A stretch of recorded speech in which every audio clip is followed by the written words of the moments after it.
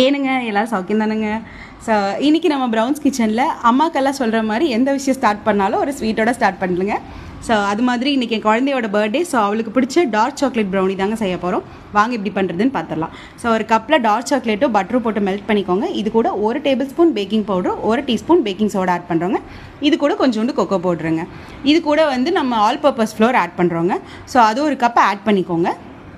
So இதை mix பண்ணிவிட்டு இந்த கன்சிஸ்டன்சி அட்ஜஸ்ட் பண்ணுறதுக்காக நான் ஒரு சின்ன கிளாஸ் பால் ஆட் பண்ணியிருக்கேங்க. இதை வந்து ஒரு 5 மினிட்ஸ்க்கு நல்லா விஸ்க் பண்ணிகிட்டே இருந்தீங்கன்னா நம்மளுக்கு இந்த மாதிரி ஒரு கன்சிஸ்டன்சி வந்துடும். ஸோ இது கூட நான் வீட்டில் அரைச்ச பாதாம் பவுடர் ஒரு கப் எடுத்திருக்கேங்க.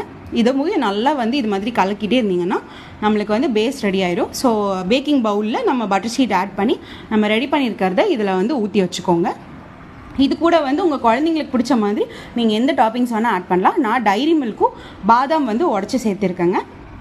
இது மாதிரி ரெடி பண்ணிக்கோங்க. ரொம்பவே சூப்பராக இருக்குங்க. குழந்தைங்களுக்குலாம் ரொம்ப பிடிக்குங்க. கண்டிப்பாக ட்ரை பண்ணி பாருங்கள். வாங்க நம்ம இப்போ ஓடிஜியில் ப்ளேஸ் பண்ணிடலாம். ஸோ ஓடிஜி வந்து 30 மினிட்ஸ்க்கு நான் 180 டிகிரியில் செட் பண்ணியிருக்கேன். ஸோ இப்போ நம்மளோட டார்க் சாக்லேட் ப்ரௌனி ரெடி ஆயிடுச்சுங்க.